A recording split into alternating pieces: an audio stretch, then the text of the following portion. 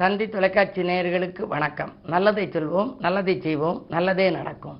இன்று 17/8/2024 சனிக்கிழமை, பூராடம் நட்சத்திரம், காலை 10:35 வரை, பிறகு உத்திராடம். இன்றைக்கு சனி பிரதோஷம். நந்தியை வழிபட்டு நலம் காண வேண்டிய நாள். சிவதூதனை வழிபட்டு சிறப்புகளை காண வேண்டிய நாள். பிரதோஷத்துக்கென்று ஒரு அழகான பாடல் உண்டு. ஆலயம் தன்னிலே இருக்கின்ற அழகிய நந்தியை வழிபட்டால் வாழ்வை வளமாய் மாற்றிடுவார், வல்லமை அனைத்தும் சேர்த்திடுவார், சூடும் பகையை விலக்கிடுவார், சுகமும் நலமும் கொடுத்திடுவார், நாளாம் சனியில் வணங்குபவர் நஞ்சனி கண்டனின் அருள் வருவார். இது மாதிரி சனி பிரதோஷங்கிறது தான் மகா பிரதோஷம். இன்றைக்கு வழிபட்டால் நஞ்சனி கண்டனுடைய அருள் கிடைக்கும்.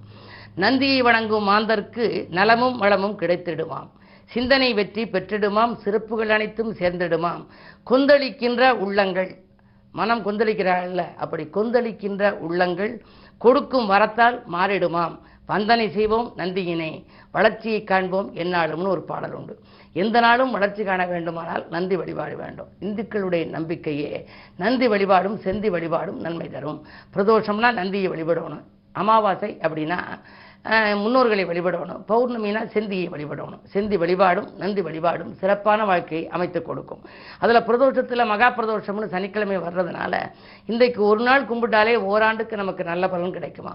உற்சவ விக்கிரகத்தை வைத்து தூக்கி கொண்டு அப்படி சுற்றி வருகின்ற பொழுது, அந்த காளை வாகனத்தில் வைத்து வருகின்ற பொழுது சிவபுராணம் படிப்பார்கள். நமச்சிவாய வாழ்க, நாதந்தாள் வாழ்க, இமைப்பொழுதும் என் நெஞ்சில் நீங்காதான் தாழ்வாழ்கன்னு இறைவனை வாழ்க வாழ்க என்று வாழ்த்தினால் நாமும் வாழ்வோம், நம்மோடு இணைந்து இந்த உலகமும் வாழும் என்று சொல்லி அனைவரும் வாழ்க்கையிலே நல்ல வளமும் நலமும் கிடைக்க நந்தியை வழிபடுவோம், நலம் பெறுவோம் என்று கூறி இனி இந்திய ராசி பலன்களை இப்பொழுது உங்களுக்கு வழங்கப் போகின்றேன்.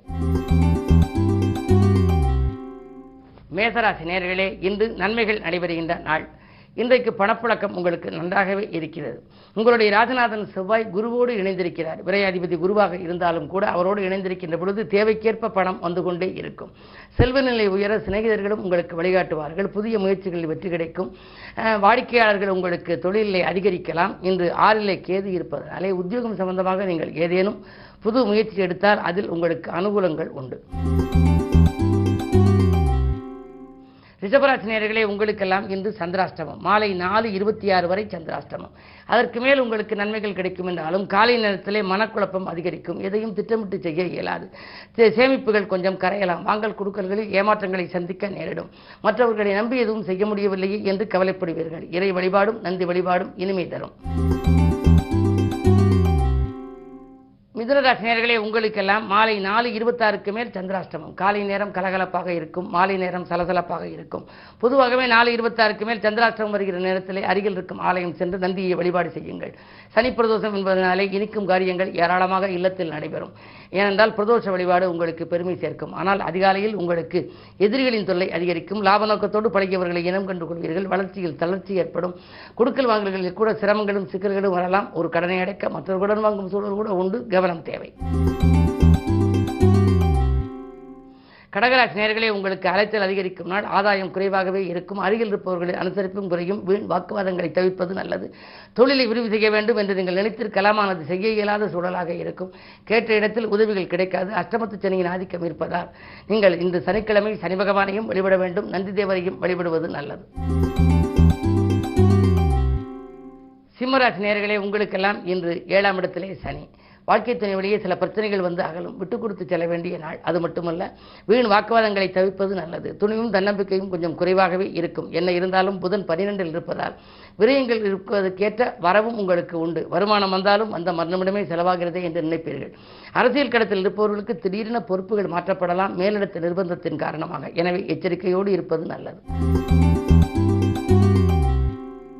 கன்னிராசி நேயர்களே, உங்களுக்கெல்லாம் ஜென்மத்தில் கேது. கவலைகள் தீர வேண்டுமானால் இன்று நீங்கள் கடவுள் வழிபாட்டை மேற்கொள்ள வேண்டும்.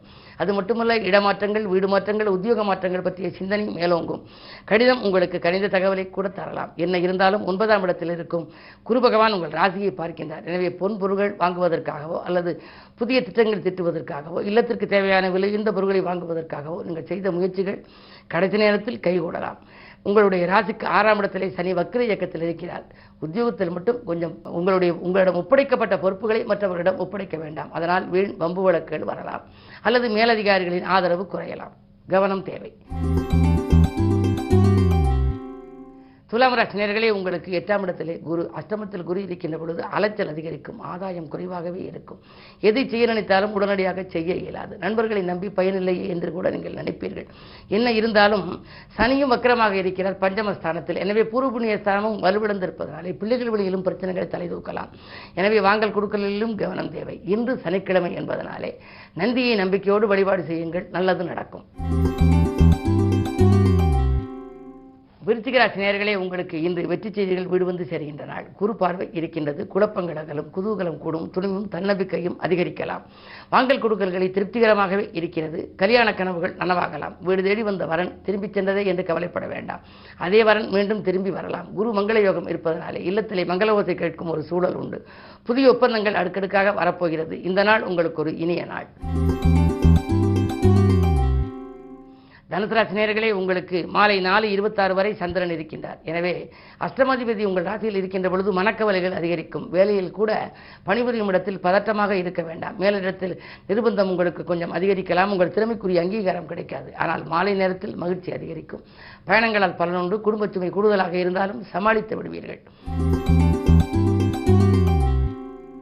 மகர ராசி நேயர்களே, உங்களுக்கெல்லாம் மாலை 4:26க்கு மேல் உங்கள் ராசிக்குள் சந்திரன் வருகின்றார். சப்தமாதிபதி வருகின்ற பொழுது இடமாற்றம் பற்றியும் அயல்நாடு முயற்சி பற்றியும் உங்களுக்கு ஆதாயம் தரும் தகவல் கிடைக்கும். உறவினர்கள் உங்களுக்கு நன்மைகளை செய்ய முன் வருவார்கள். 2லே சனி இருப்பதால் பொருளாதாரம் திருப்திகரமாகவே இருக்கிறது. பம்பரமாக சுழன்று பணிபுரிவீர்கள். பழகிய நண்பர்கள் உங்கள் பணத்தேவையை பூர்த்தி செய்வார்கள். இந்த நாள் உங்களுக்கு ஒரு இனிய நாள். கும்பராசி நேயர்களே, ராசியிலேயே சனி வக்ரம். ஆரோக்கிய தொல்லை அதிகரிக்கும். அதே நேரத்தில் அலைச்சல் கூடுதலாக இருக்கும். யாரையும் நம்பி பணப்பொறுப்புகளை ஒப்படைக்க வேண்டாம். மேலும் இழந்த வேலையை கூட ஒரு சிலர் மீண்டும் பெறுவதற்கான சூழல் இருந்தாலும் கூட அதில் கொஞ்சம் தாமதப்படலாம். என்ன இருந்தாலும் ராககேதுக்கள் பேச்சு வரை பொறுமையாக இருப்பதே நல்லது. மீனராசி நேயர்களே, உங்களுக்கு ஜென்மத்தில் ராகு கேதுகளுக்கு நடுவில் உங்களுடைய ராசி இருக்கிறது. எனவே சர்ப்பதோஷத்தின் பின்னணியில் இருக்கிறீர்கள். இருந்தாலும் ஜென்ம ராகுவாக இருப்பதால் பயணங்கள் அதிகரிக்கும். ஆதாயம் உங்களுக்கு உண்டு. ராஜநாதன் குரு 3ஆம் இடத்தில் வெற்றிகள் ஸ்தானத்தில் தனாதிபதி செவ்வாயோடு இருக்கின்றார். பூமி விற்பனையும் அதன் மூலம் லாபமும் கிடைக்கலாம். ஏதானும் பழைய இடங்களை விற்றுவிட்டு அதில் வரும் தொகையை கொண்டு தொழிலை விரிவுபடுத்தி செய்யலாமா என்றெல்லாம் சிந்தித்திருப்பீர்கள். தொழிலுக்கான மூலதனம் இல்லையே, இடத்தை விட்டு போடலாமா என்று சிந்தித்தவர்களுக்கு இன்று நல்ல பதில் கிடைக்கும். இட விற்பனை, தனலாபம், தொழிலுக்கான மூலதனம் கிடைக்கக்கூடிய ஒரு யோகம் போன்றவைகள் எல்லாம் உண்டு. இந்த நாள் மிக மிக இனிய நாள், யோகமான நாள். இந்த நாளை மேலும் இனிய நாளாக நீங்கள் அமைத்துக்கொள்ள பிரதோஷ வழிபாட்டை மேற்கொள்ளுங்கள். நந்தி வழிபாடும் சிவன் உமையவள் வழிபாடும் நன்மை தரும். மேலும் விவரங்கள் அறிய தினத்தந்தி படியுங்கள்.